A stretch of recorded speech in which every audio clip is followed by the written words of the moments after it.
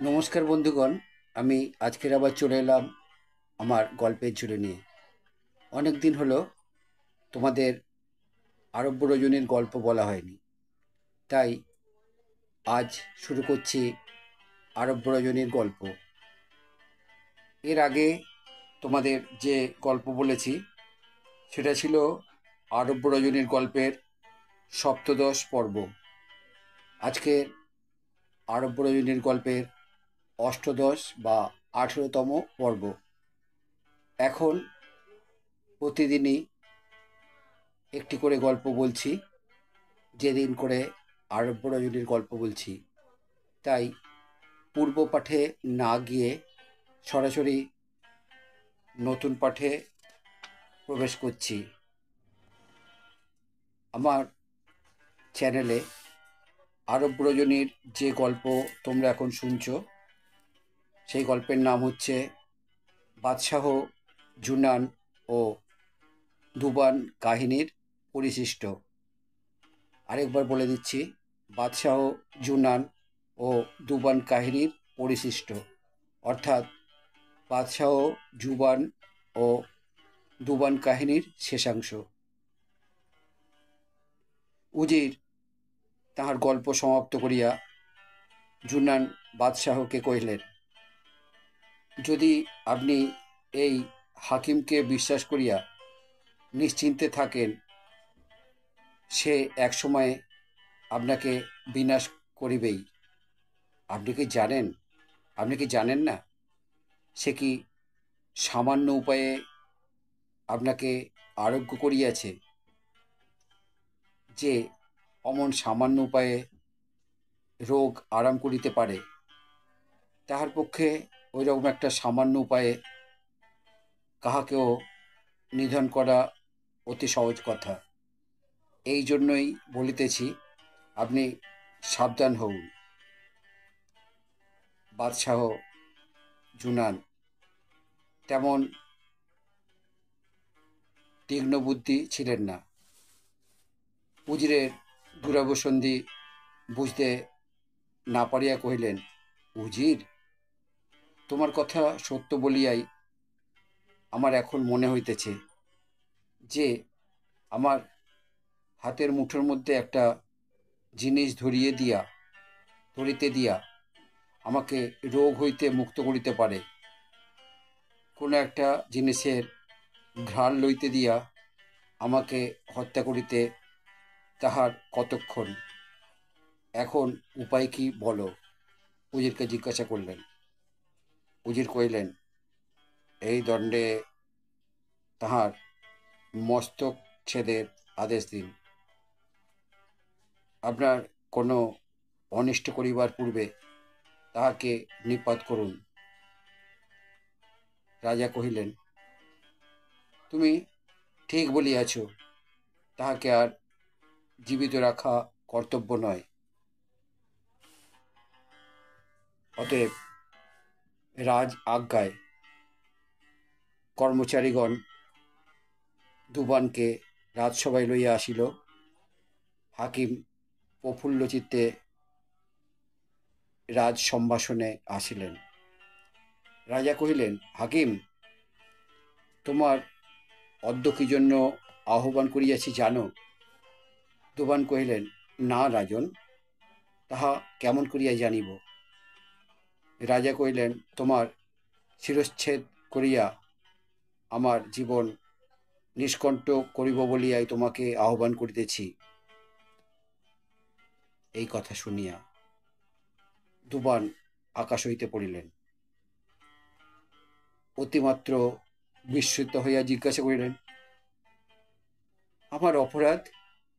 আমি আমি এখন কি অপরাধ করেছি প্রভু?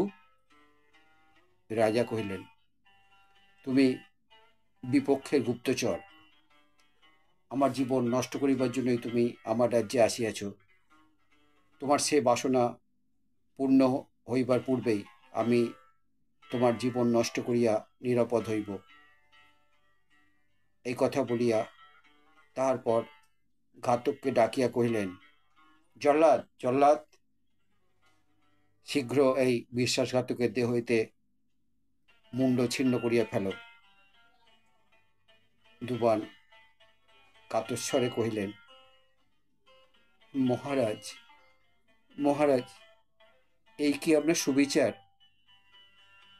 উৎকট ব্যাধির হাত হইতে আমি আপনাকে মুক্ত করিলাম, এই কি তাহার পুরস্কার?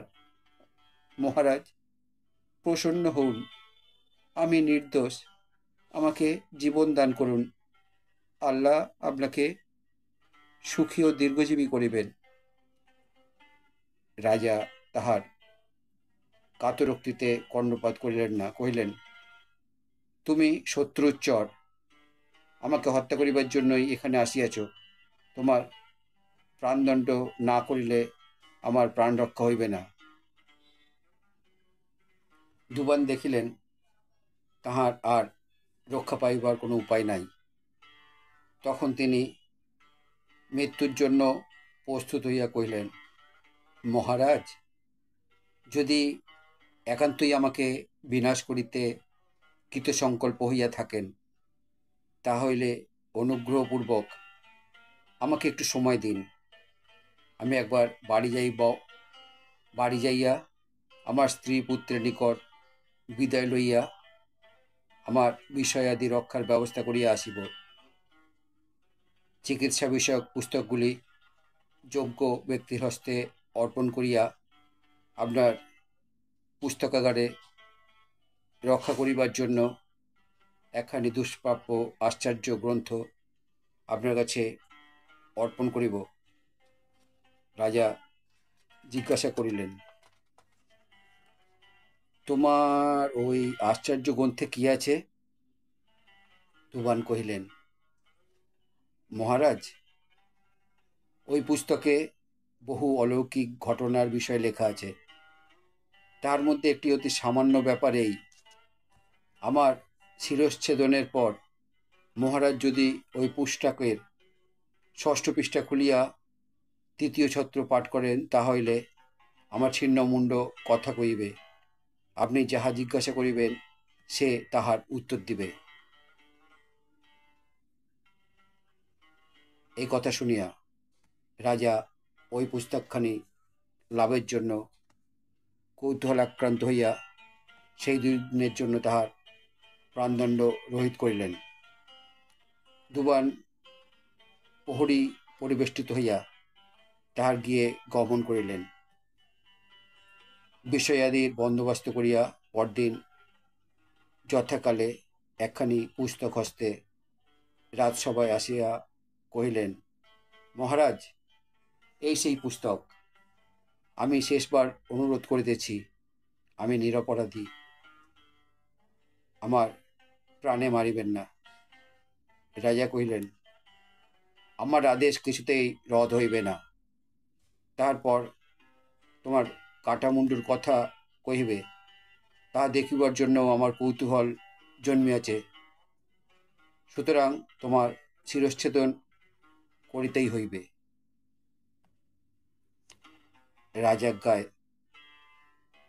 দুবানের শিরশ্ছেদন করা হইল। রক্তাক্ত ছিন্নমুণ্ড কথা কহিয়া বলিল, মহারাজ, গ্রন্থ খুলিয়া দেখুন। এই কথা শুনিয়া রাজা আগ্রহভরে পুস্তক খুলিলেন, কিন্তু কিন্তু প্রথম পৃষ্ঠার সহিত ২য় পৃষ্ঠা জোর লাগিয়া থাকায় সহজে খোলা গেল না। তখন তিনি জিহ্বাগ্রে অঙ্গুলি স্পর্শ করিয়া সেই নিষ্ঠিবনসিক্ত অঙ্গুলির সাহায্যে পাতার জোর খুলিলেন বটে, কিন্তু কোনো লেখাই দেখিতে পাইলেন না। তাহার পরের পৃষ্ঠাগুলো এইভাবে জোড়া ছিল। রাজা পুনরায় অঙ্গুলিতে লালা সংযোগ করিয়া পরের পৃষ্ঠা খুলিলেন, সে পাতাও সাদা।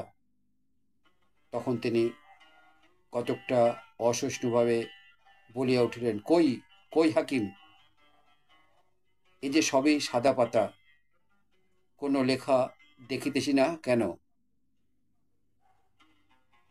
কাটামুন্ড কহিল, ৬ষ্ঠ পৃষ্ঠা খুলুন, আপনার কৌতূহল চরিতার্থ হইবে।